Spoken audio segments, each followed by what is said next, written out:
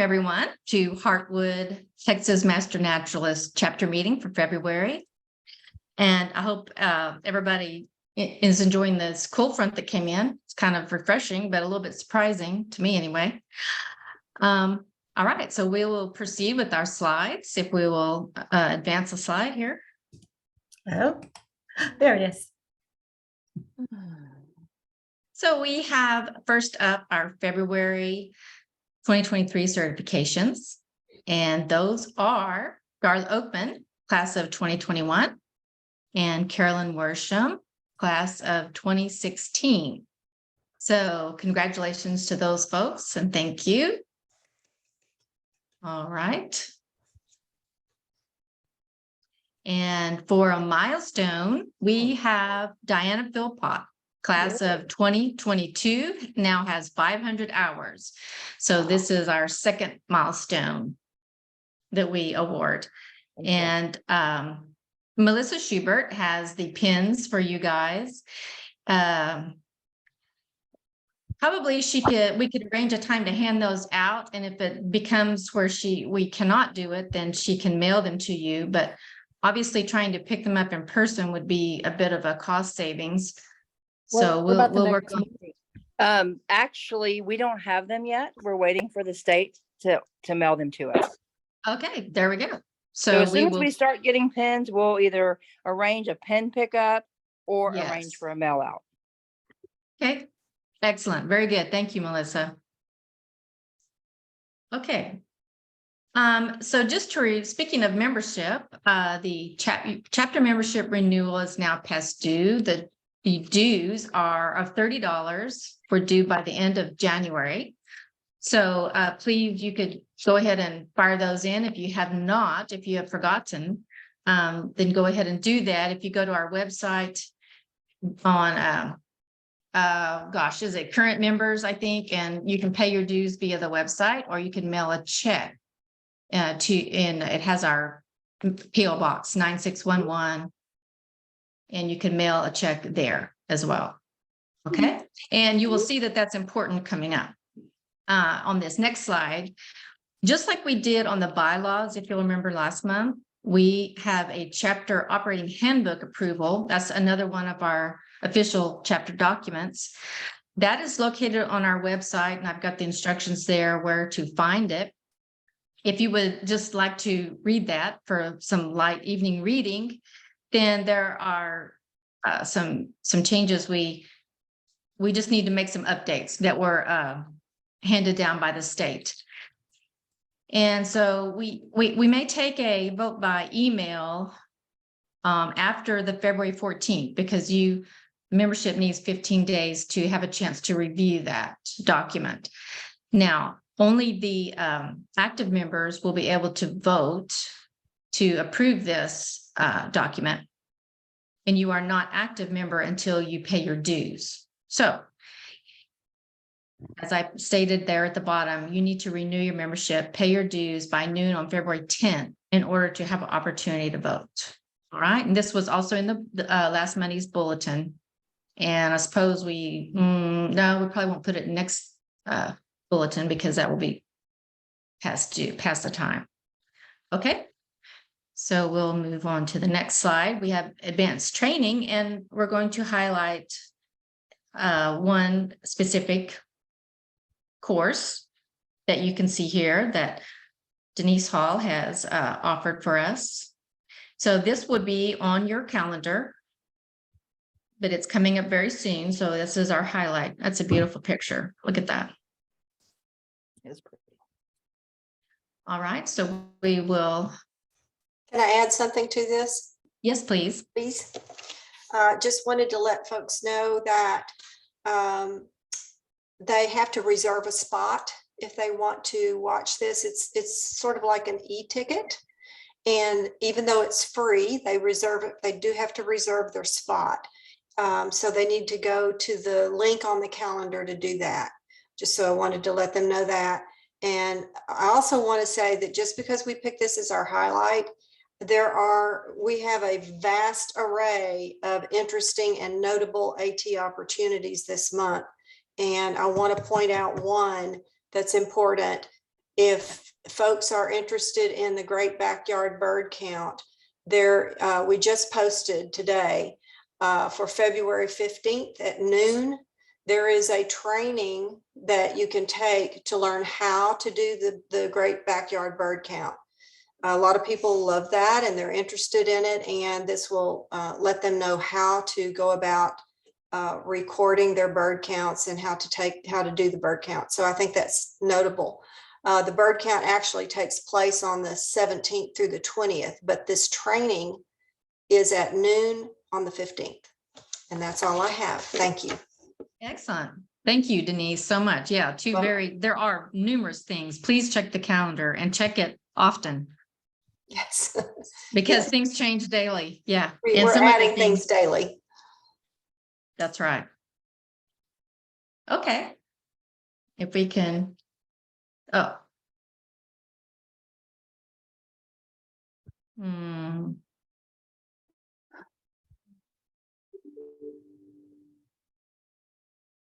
Okay, so the volunteer opportunity that we're highlighting is for the Nature Fest, which is March 4th. As you can see here, that was also in our bulletin, I believe. Now, if you will go to the calendar on the date March 4th and click the link there will be a sign up genius that pops up, and you will actually need to put your name and phone number there. We do this whenever there's a booth that we need to man so that we know whether we have enough participants or not to do the booth. We're not going to, haul our things out there if nobody's going to be able to man the booth. So it's important that you sign up via Sign Up Genius. And as of meeting time, there were 3 more volunteers needed to fill all the slots. So if you're interested in that, if you live near there, that would be a great opportunity for you to get some hours. And if Brenda Reeves is on, if you have another brief thing to say, then you can have the floor for a moment, Brenda. Oh, hi, Sharon. Yeah, I'm here. No, I don't really have anything else to add to that. I haven't done my Sign Up Genius, but I was just looking. I can pick up the table and everything and have it out there if we want to get 2 more volunteers to join me out there for that. I am going to be looking at some old volunteer opportunities that we had, and so watch the calendar, and everybody please check the calendar. There's lots of good things on there. And we're adding things all the time. So just check the calendar. But yeah, that's it.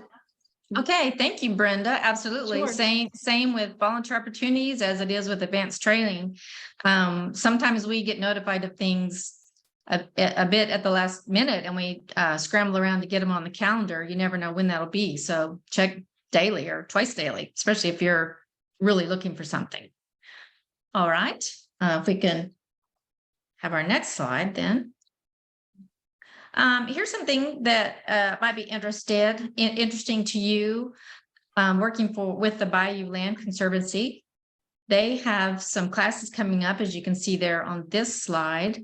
I believe this will be, in a bulletin, newsletter, on the calendar, where, this link is for you to jot down. Obviously, it's not a live link in this slide, but that would be where you would go to sign up for that program. Classes start March 25th. So that's pretty, if you're interested or you think you might be interested, investigate that ASAP, because it says the classes fill up early. All right. Okay. Is there a comment about that? Okay. Our next slide is really just for fun. There is a 20% clearance on items that you can purchase that are Texas Master Naturalist items. So here is how you go to check out on that. The sale ends March 4th at midnight. So if you are looking for a shirt, something like that, and want to get 20% off, you better go as soon as the meeting's over, because it'll be gone quickly.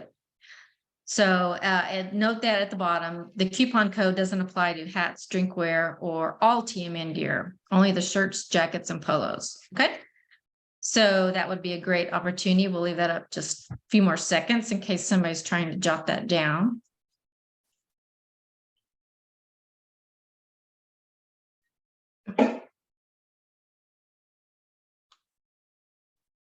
Okay, very good. All right, so we breezed through that business portion pretty quickly. I guess we'll round up to 15 minutes, I think. Is that correct, Melissa Schubert? I can Yes, try that to is correct. So Okay. it's going to go under CB, chapter meeting, 0.25. Yes. 0.25 for chapter business, which is volunteer hours. All right.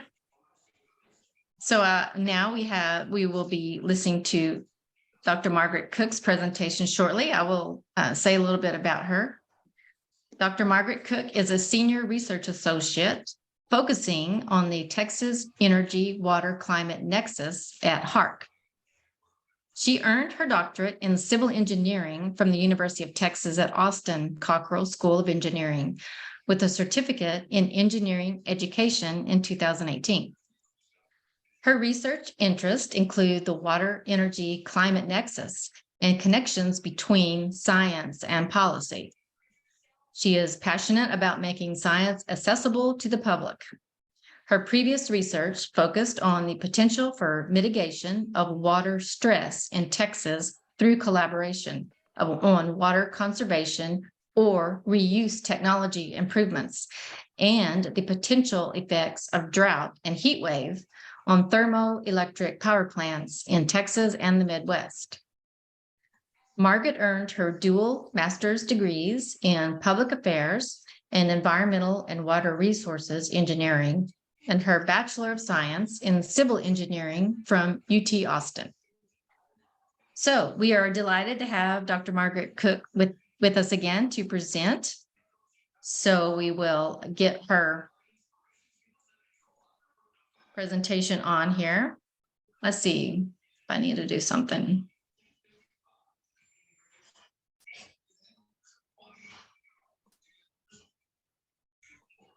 Do you have it? Yes, very nice. Thank you. Great. All right, y'all. Today I'm going to talk about our local aquifer and watershed. One reason you might care about that is that we do have a lot of water on this very water-filled planet. Most of it is in our oceans, seas, and bays. Some of it is in our ice caps, glaciers, and snow, although that does melt. And then an even smaller amount is in our groundwater, our aquifers. Some of that is fresh, some of that's saline. And then an even smaller amount is in our lakes and rivers. And this is the water, this fresh water that we use for drinking and for agriculture and industry and all of those competing activities. And of course, all of those activities affect our water supplies. They can reduce them, we can add to them, we can pollute them, we can make them hotter or colder, and then climate change influences that as well. So there's a whole mix of things that affect our water supplies. And y'all are very aware of that. I heard multiple events, and I even went on your calendar and saw multiple events about taking care of our watershed with the resources in the area. So I almost think that some of you could give a better presentation than I could. So I will ask that some of you add things to the chat as we go along. But just to start, we have in our area, and I'll say our area being, you know, the Conroe, Woodlands, Northern Houston area, sort of Montgomery County. We have 3 major surface water aquifers, Lake Houston, Lake Conroe, and Lake Livingston. And of course, all of these creeks and the Trinity River over here, and then our Galveston Bay down here. So a very water-filled region. And the storm today added to it. So we do have a lot of water in our area. And the watersheds in our area drain into these creeks and reservoirs. So this is the San Jacinto larger watershed. And then the Trinity River over here is what feeds into Lake Livingston and then runs down to the Galveston Bay. So if we look at just the Woodlands, Montgomery County area, and I can zoom in on the next slide, we've got Lake Conroe up here with its watershed. And then that runs into this watershed through the woodlands that goes down to Lake Houston. And in fact, all of these watersheds pick up these creeks here and run all the way down to all of these, run into Lake Houston, to this whole area here. And I want to point that out because wherever you live, wherever you work in this area, you're in a watershed. The activities that you do affect your watershed. So I have a little video about what a watershed is from the San Jacinto River Authority that we can listen to real quick, and I'll share the sounds. This is just for fun, to add a little levity to the presentation. A watershed is a geographical area or region within which, in theory, all water that falls on the ground eventually ends up flowing to the same location. A good visual to represent how a watershed works is a funnel, like those used to pour motor oil into your car. No matter where on the inside of the wide top of the funnel you pour the oil, it all ultimately ends up flowing through the narrow spout at the bottom. Watersheds work in the same way, covering the entire United States and all land masses, like a series of adjacent interlocking funnels that channel water from vast areas to concentrated locations. The spout of each major watershed, where all water flowing from a watershed enters, is typically a river or a stream, but could also consist of a lake, underground aquifer, or other body of water. Ultimately, water from all major watersheds makes its way to the ocean, though it may pass through several other watersheds before doing so. Why do we say that all water that falls on the ground in an area or region flows to the same location, in theory? Because unlike in the example of pouring liquid through a plastic funnel, which would result in almost all of the water making it through the spout, ignoring a few scraggling drops of water or sheen of oil left behind, there are several factors in a real watershed that prevent all of the water from moving on or flowing to the next watershed. When water hits the ground, be it rain, watering the lawn, bathing the dog, or even kids playing in the sprinkler, a portion of that water will be soaked into the ground and never make it to the nearest street, sewer, ditch, creek, or other top-of-the-funnel type locations. The amount of water that soaks into the ground will depend on how dry the soil is at that time, as well as the type of surface that the water falls on. During a very wet period when soils are already soaked and/or in an area covered in concrete such as a downtown city, all water that hits the ground could start the journey through the watershed. In an extraordinarily dry period, however, such as during a serious drought, and in an area covered by pastures and other natural surfaces, it is possible that only the rain that were to fall directly on a river or body of water would flow downstream, with the rest being absorbed into the ground. Speaking of rain that falls directly onto, or flows into for that matter, a body of water, not all of that water will necessarily flow downstream either. Water that ends up in a lake or pond will remain in that body of water, unless the lake or pond begins to overflow or if water is released via a man-made means, such as a dam.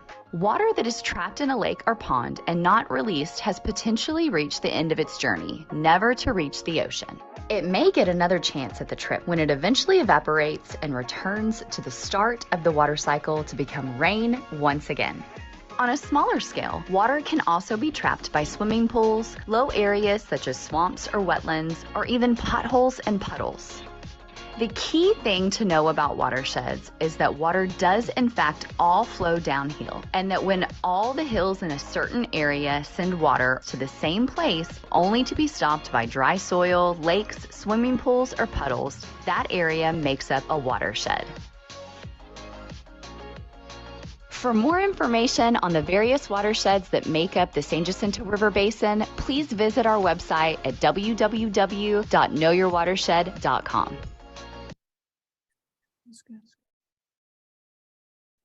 I think that I can exit. Move on. A watershed. Oops. Might have to tell it to advance. A watershed. There we go. So that a resource that you can find online. Again, knowyourwatershed.com, that the San Jacinto River Authority has put together. They also have that resource that I shared before, that map of the watershed. So you can find yourself within the watershed. You can find where you work. And that is targeted specifically to where we live. So that's a really good resource for that. Again, back to what I was saying, you can affect your watershed in different ways. The soil and the geology affects our watershed, the vegetation does, or the lack of vegetation, or the type of vegetation. So, for example, those trainings that you have on native versus invasive plants, drought-resistant plants can be very helpful for our watershed. The type of activities that we do and whether they pollute the area around us can also impact our watershed. So the graphic on the side here shows different types of point sources. So we know where that pollution is from, and we can point to the exact source. So homes and cities, suburban developments, industry, different activities can be causes of pollution versus our non-point sources, where there's sort of dispersed activities that can cause pollution, and we don't necessarily can't point to the specific source of it. So we could have various people not picking up their dog poop, for example, and that leads to pollution in our watershed. Cropland can have fertilizer that leads to pollution in our watershed, animal feedlots as well. So there's various places and types of pollution that can get into our watershed, and being aware of the activities that you do that could cause that is important. So the type of fertilizers and chemicals that you use in your yard, reducing those, the type of plants that you use, taking care of our surroundings and reducing the litter in our environment is also something that we do, and controlling the water withdrawals. So we're not overusing the water in our environment and trapping it, like it said in that video. Additionally, climate change can exacerbate all of the things that we do to our watershed. So one of the things that climate change can do is, if we have a warming watershed, that can reduce the amount of oxygen in our water supplies, which hurts the animals that live in that water. They might not have enough oxygen to survive. As animals die or plants die, they also consume up that oxygen that's in the water, and then it becomes cyclical, where it gets worse and worse. We want to be very careful about how much our water warms, because that's not good for the environment, and we have to take better care of our water resources to make sure that they're not getting worse water quality because of that. So that's just one example of climate change exacerbating the situation. And one thing HARC does related to trying to keep our watershed clean in the area is that we have a trash website where you, if you do events where you pick up trash in the area, you can report it on our Texas litter database. And so we can keep track of the type of litter that's in our area and take better care of our area by reducing that type of trash. That's the end goal. For now, we're collecting the information. And one thing we found from that is that in our area, hard plastics are the most common type of litter. Second being plastic film, and that's about 70% of total litter in the area. So there's a good amount of plastic in our watershed that's polluting our area. The video also mentioned that our aquifers are part of our watershed, and we have multiple major aquifers across the state. In our area, the major aquifer is the Gulf Coast Aquifer. And the Gulf Coast Aquifer is actually multiple aquifers in one. So our top layer is the Chico Aquifer, and then we've got the Evangeline And it's actually a little bit difficult to be able to tell the difference between these two aquifers, even scientifically. So often they're modeled together. And so we might describe them as the Chico and Evangeline aquifer together. So you might hear Chico, you might hear Evangeline, you might hear Chico and Evangeline together. But they are separated from the third aquifer down here by a confining unit. So a layer of rock that's confining this aquifer and separating it from the other two. And this is the third one, the Jasper aquifer. And then below that, we have the Catahoula confining system and the Anahuac formation. So these three aquifers differ in a lot of ways, but one of them is that Jasper is a confined aquifer and these are unconfined aquifers.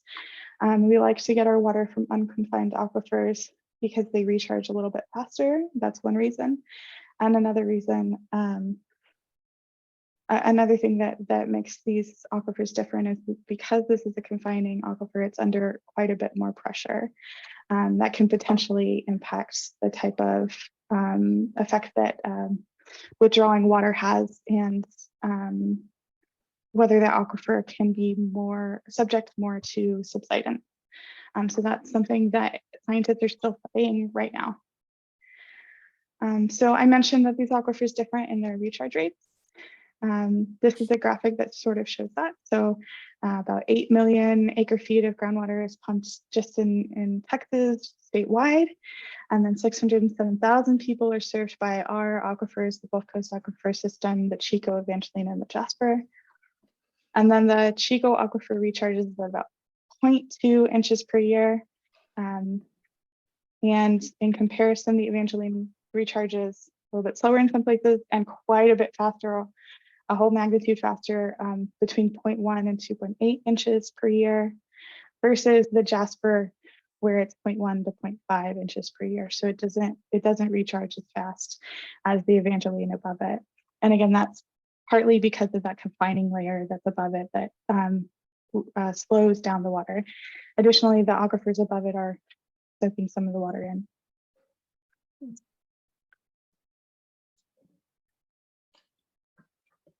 Sorry, I'm reading the comment. Plastic film can be shopping bags. It could be like the wrappers on your cheese slices.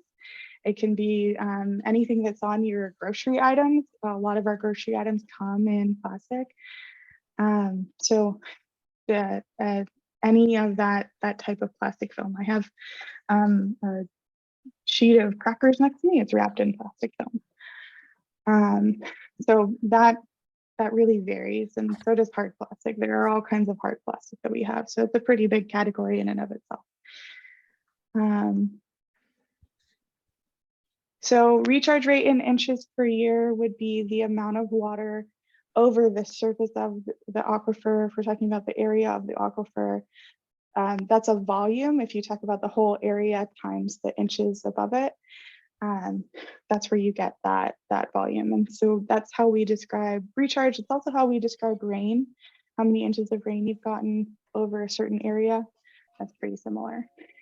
So it's just measuring the amount of water that is captured into that aquifer over a year. So it's really not a whole lot. Some aquifers are a little bit, will capture a little bit more, and it depends on multiple different things, one of them being the type of sediment that's in the aquifer. And in our area, it's sand and clay, so it doesn't infiltrate very well, versus say if you're in Central Texas, that's karst rock and it's like Swiss cheese, so the water is a lot more able to flow into those aquifers.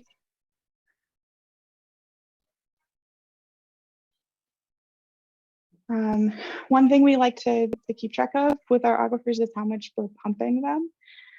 So this is potentially a confusing graphic, but what we're trying to show here is how much water is being pumped in this area. And this is summing the total volume of water that's pumped. So we're seeing in red where there's more hot spots of people pumping water. And so that's really a lot more common on the east side of the county. We see it near the cities, near the woodlands, near Conroe. a lot around the lake. And so a lot of this is just residential users pumping water. They have groundwater wells at their homes and they're able to pump water. Most of the water that is pumped in the county is for municipal uses though. And one reason that we keep track of pumping in the area is because our area is subject to subsidence. So there is some sinking in the land level that's associated with how much water has been pumped over a long period of time. It's not just what's pumped right now, immediately affecting people's ground level. It's the historical pumping and the effect of that historical pumping. So up in the Woodlands area, we're seeing, 1 to 2 feet of subsidence versus down in near Pasadena, 10 feet of subsidence. So it's a big difference. And one reason that you would want to keep track of that subsidence is that when the ground shifts, it can change where the water in the watershed pools, like you saw in the video, and it can change how much your home floods, how much the area around you floods. And because we're a flood prone area, it's really important to keep track of that. So we don't want to do too much damage to our area and increase our risk of flooding. There are also other reasons it can cause structural damage, property damage. So there's good reasons to keep track of our subsidence and try to reduce it as much as possible. And this is, again, a little bit of, that's a heavy topic, so I added a little cartoon. But one, this figure helps describe what happens when we withdraw water, what causes subsidence. So in our normal scenario,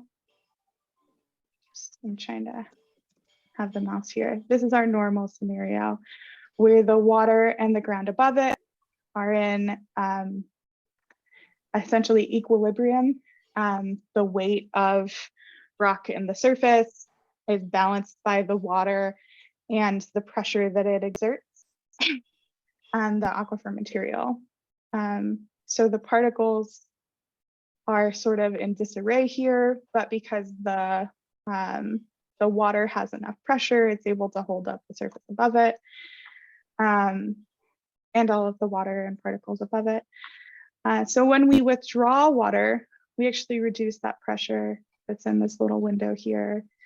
And now the particles get compacted a little bit and they change their orientation, they change their shape. They can't, the water that's left can't carry as much of the weight, and that's part of why it, and that's why it compacts.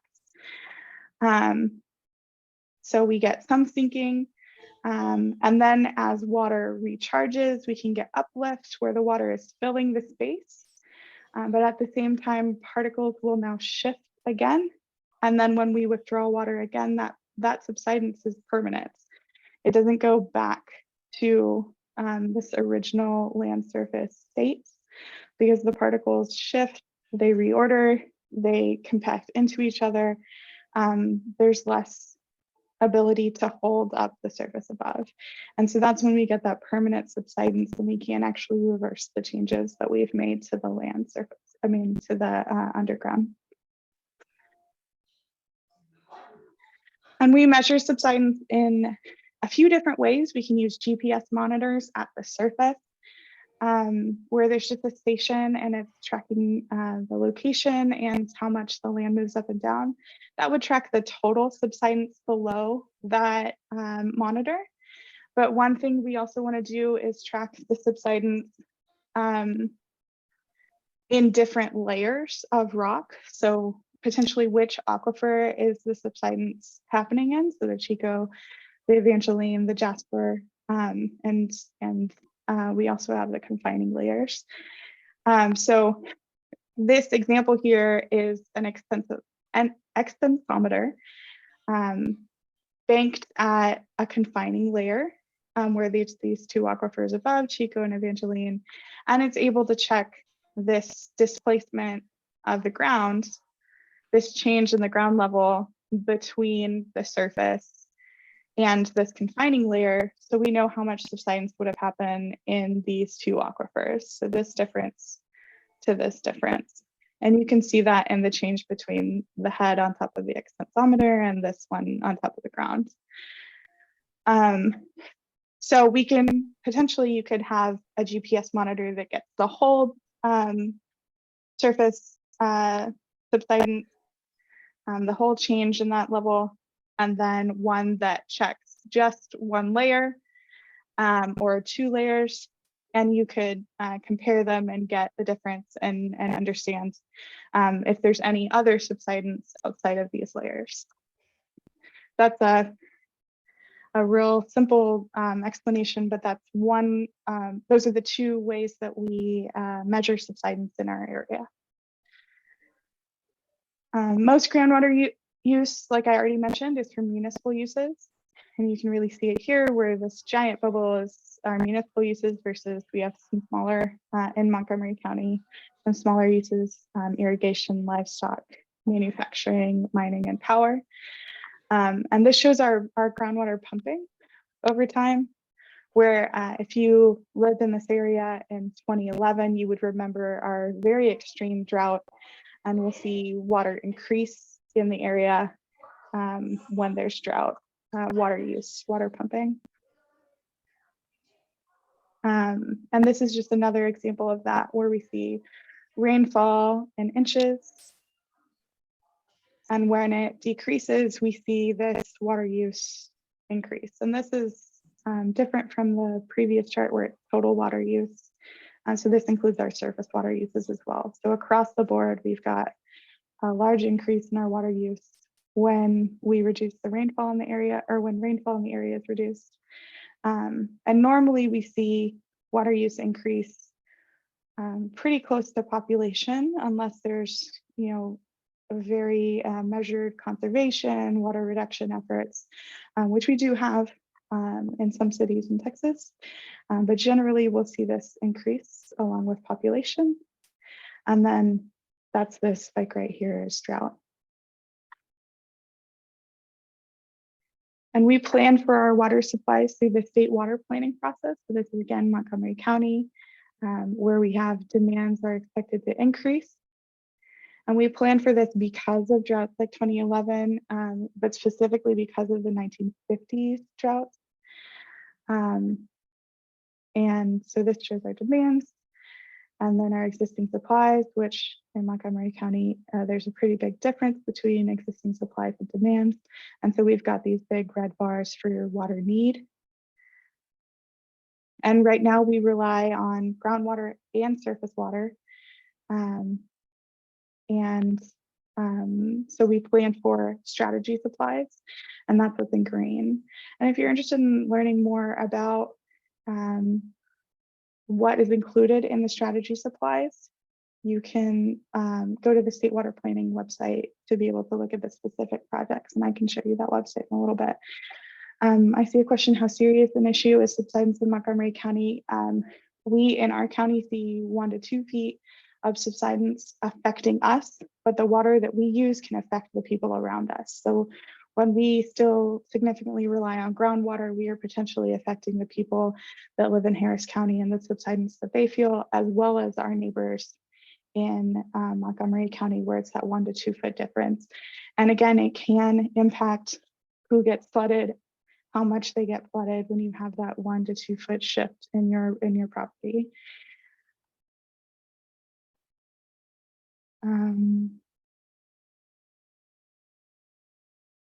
Oh, and that's my last slide. So I'll go ahead and show the websites that I mentioned. And then I think there are a few more questions.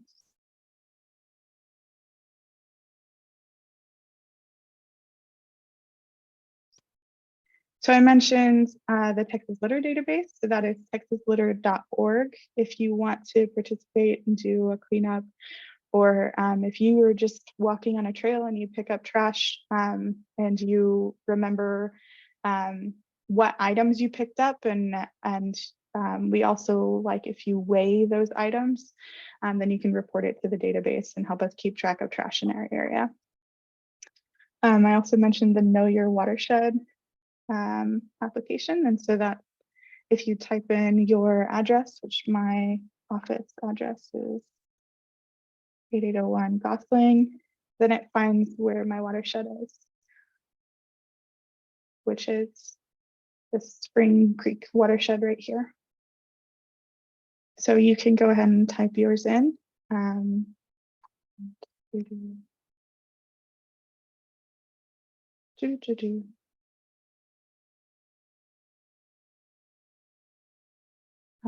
So at knowyourwatershed.com, you can find out which watershed you're in. That's that map that we just looked at. You can also watch that video that I showed, what is the watershed.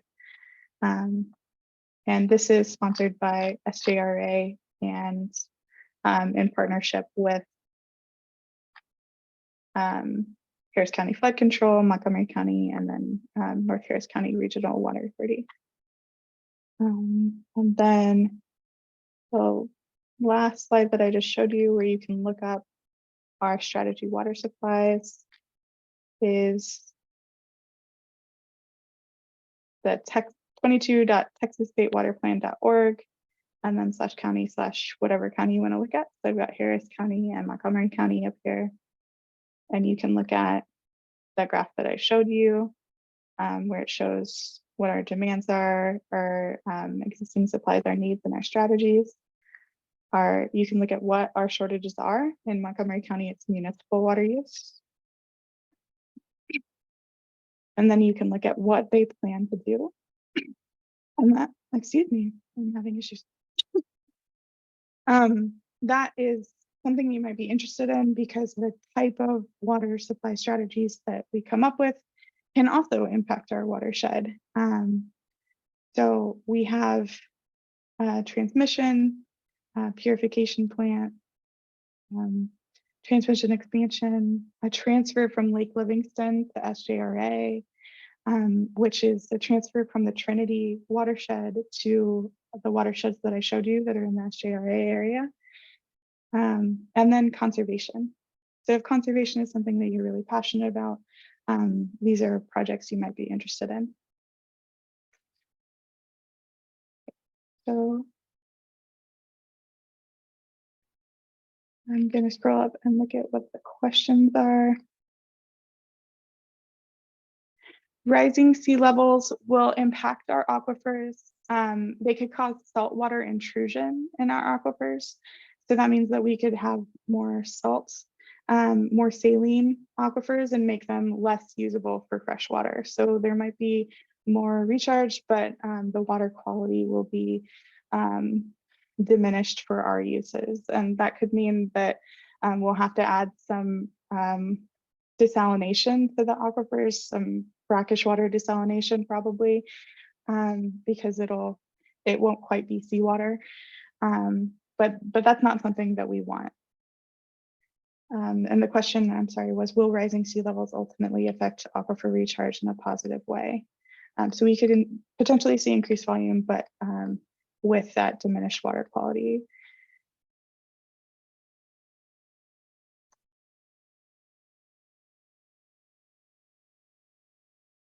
Is there a breakpoint for aquifers based upon population? I'm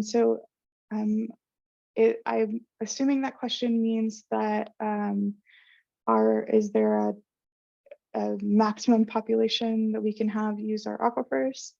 I'm not sure what the maximum allowable groundwater demand exactly is in our area, but we are, as I just showed in that figure, exceeding the capacity of the water supplies that we have, and in need of more, I think I'm showing it. Yes, in need of more municipal water supplies. So I think that to answer your question, we're already past that breakpoint. And that's, we don't want to use all of the water in an aquifer, because first of all, there's that subsidence issue that I showed you, but also we use it all, it's gone, and it doesn't recharge back very quickly. So we're already using more water than is recharging back. So we are already exceeding that amount that we can do sustainably.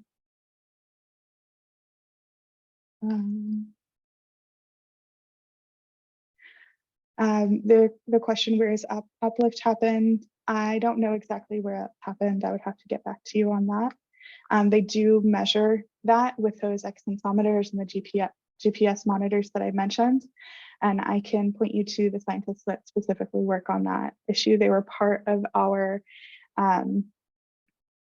groundwater advisory council that we put together, who were scientists in the area and across Texas, who study groundwater, study the effects of climate change on groundwater, study the effects of subsidence in our area. And we pulled them together to look at the science for the Chico, Evangeline, and Jasper aquifers in Montgomery County as a resource for the local groundwater conservation district. What role does the local groundwater district have in preventing overuse of the aquifer? Theoretically, groundwater conservation districts in the area have the role of protecting groundwater resources.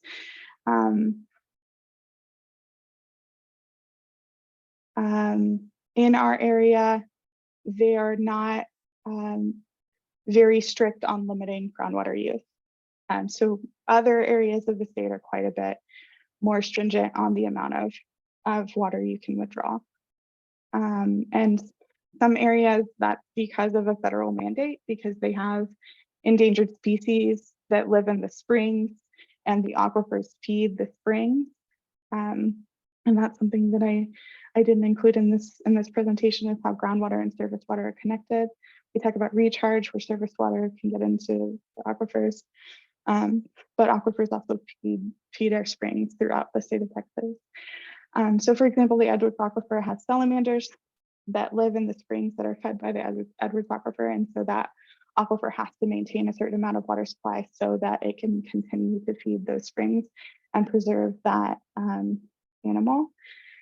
And so water users in that area are restricted for the amount of water that they can use because of that federal mandate. We don't have that type of thing in our area, and we also don't have a board that is particularly stringent in wanting to protect or wanting to reduce the amount of groundwater that's used. I'm happy to tell you more about the resin project in a moment, but I can check the other questions. Does shallow water well depth affect subsidence as much as deep water well depth? So I think that's asking if you're withdrawing water from a shallow well versus a deep well, how much that will affect subsidence. There are a lot of things that can affect subsidence that don't necessarily have to do with the depth. So that's one factor. It does matter which aquifer you're withdrawing from, and the scientists are still determining whether withdrawing from the Jasper is a much bigger risk for subsidence versus withdrawing from the Chico and Evangeline. So if they are correct in that hypothesis, then you would not want a super deep well into the Jasper aquifer. Another thing to consider is that that recharge rate. So the Chico has a much lower recharge rate than the Evangeline, and so that can also affect subsidence. An additional thing that affects subsidence is how much water has already been withdrawn from that area. So if you're withdrawing water and then a lot of other people are also withdrawing water in that area, then all of you together are contributing. So there are a lot of different factors besides the ones that I just mentioned that affect subsidence, and it's not just where your well is. However, you can do a well study and figure out how much your groundwater table on your property is affected by other withdrawals nearby, and that could help you determine where your well should be placed and how much water you can safely withdraw. Why continue to pump groundwater when surface water is available from Lake Conroe, Houston, and Livingston? One reason people continue to pump groundwater is because it doesn't require as much water treatment. So we do need to treat our surface water and make sure it's clean, and groundwater is generally cleaner when it comes out and requires a little bit less treatment. We do have the expense of pumping it. So they can be similar in cost, but in this area, especially because they're mixing surface water and groundwater together, there is a little bit more treatment involved. So that's one reason. Another reason is that some people prefer the taste of groundwater, and so the public, you can have public backlash to switching to surface water from groundwater.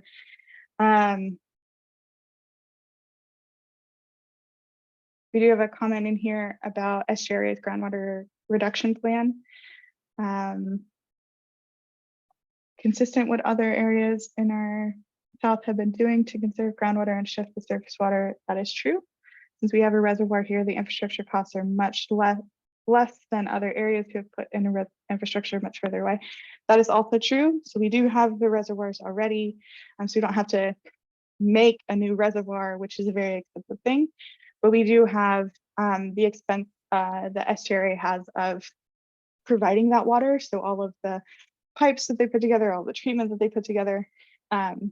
There is actually, I'm not sure of the status of the Texas Supreme Court cases, but there have been multiple where there are municipalities in our area that do not want to pay the rates that SGRA has set for how much that water should cost.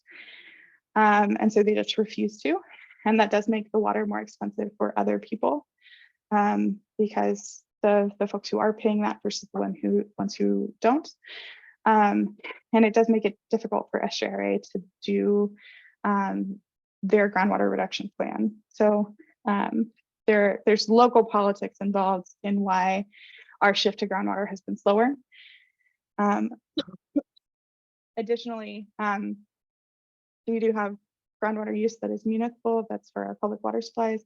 We also have all of those domestic water wells that are just in people's homes where they're using the water. And so a switch from a public water supply won't affect those domestic water supplies.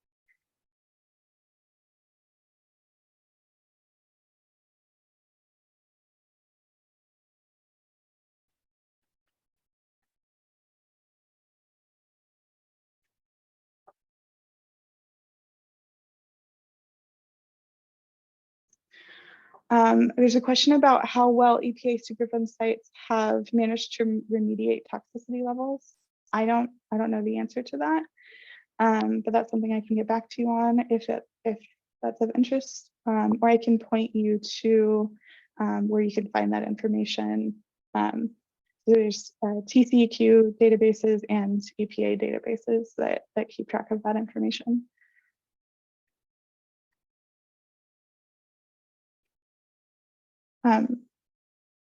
Jennifer, if you'd like to comment, you're welcome to. I'm gonna move to the resin project for now. And I frequently just find that by going HARC resin in Google. So you can do that as well. But our resin portal is on climate resilience. It's our resilient science information network. And you can open that from that site and it opens the portal. And then it starts with climate planning with curated information. These are our indicators. So high temperatures during the day, over 100 degrees, high temperatures at night, over 80 degrees Fahrenheit, our longer summers, our longer heat wave, our increase in cooling degree days. So days that we're going to have to use much more air conditioning, our increase in heating degree days, the days when we have to use much for heating, rising sea levels, droughts, and more rain. And these are indicators that we use to figure out how much climate change is affecting our area. And then we map them over the 9 counties around the Upper Texas Gulf Coast. And that helps us tell the story of how much these counties are are being affected, how much the area around us is being affected by climate change. Comparing now, 2000, 2020, 2030 to the year 2100. So how much worse is it going to get? How many more days with temperatures over 100 degrees are we going to have? And I mentioned the impact of having warmer water and how that can affect our water quality. And that can increase how much energy and chemicals we need to be able to treat our water. Just as an example, if our water is not cooling off overnight, it's going to stay warm, we will have that impact of hotter water and all of the cyclical effects that happen with that. So those are our indicators, and we use those throughout the resin portal. So we have a mapping narrative, an interactive mapping tool, and data that you can download with all these climate indicators throughout all of the counties, and then fact sheets. So if exploring a GIS map is not your deal, we have PDF fact sheets that you can, if they'll open. I'm not kidding. You can also find them here. PDF fact sheets that you can read that tell you what is in the resin portal, and different information about how other areas are planning for their infrastructure with climate change, and things that you could consider. Might have too many things open.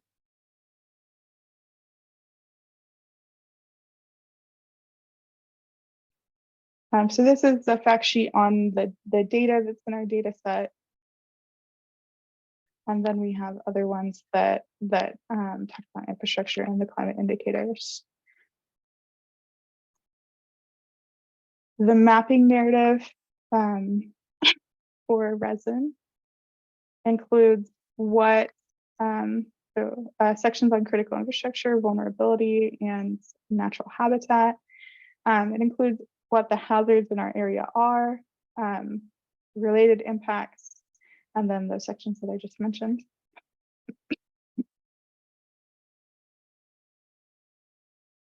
So I think that this is very difficult to run over Zoom because it takes up so much bandwidth. So I'm having a little bit of issues with things loading. But the 9-county area is right here.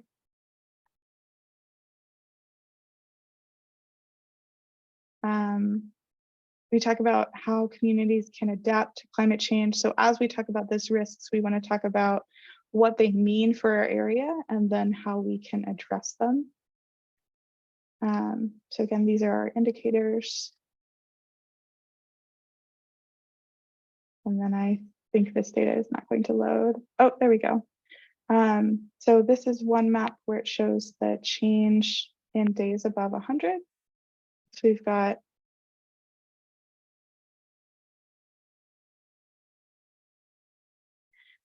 all of these 9 counties. This is the year 2100 versus now, where our days above 100 might be expected to be between 2 and 35 days where we have temperature over 100 degrees, versus in Montgomery County getting up into that 70 to 82 range. So we're talking about multiple months, nearly 3 months of days above 100 degrees, which I remember happening in 2011, and I did not like it then and don't want that to be the reality on average. But that's what we can expect in 2100 if we have oh,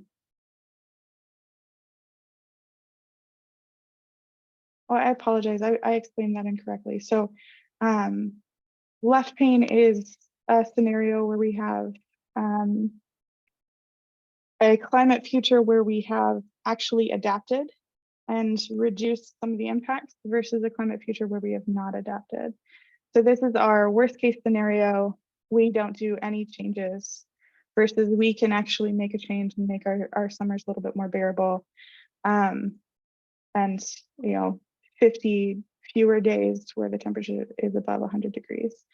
So this is both 2100. I apologize for that mistake in describing the information.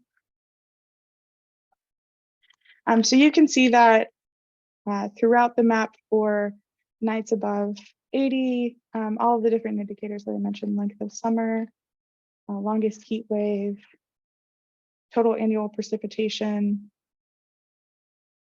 So one thing to note is that our precipitation will decrease annually. However, we're expected to see our precipitation be more concentrated. So we have like large storms like we had a big storm today, and we've had quite a few storms recently. So more events where we have precipitation exceeding 4 inches, for example. So less precipitation overall, more extreme storms. And so you can see this for all of the different indicators that I mentioned, and then how those changes can affect our infrastructure, energy, heating and cooling degree days are, again, an effect on infrastructure, so how we're having to adapt and increase our air conditioning or our heating in response to how the climate is changing. We can also impact our transportation. As bridges get hot, they're more likely to fail, as an example.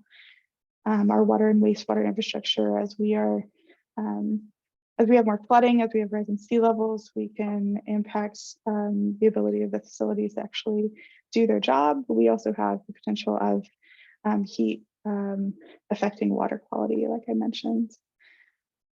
And then, of course, people who are already vulnerable to climate now, who have less capacity to adapt to extreme situations now, will continue to have that, and it will get worse. And that's often the people who are impacted first are low-income individuals,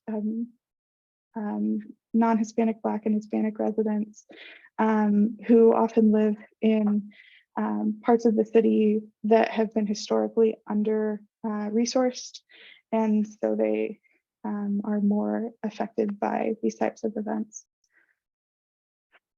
We also have properties that are repeatedly flooded, and so that's shown here as well.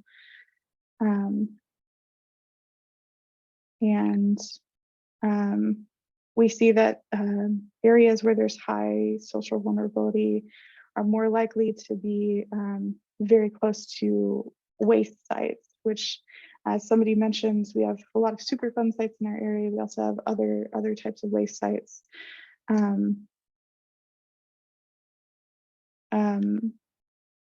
For example, sites that had a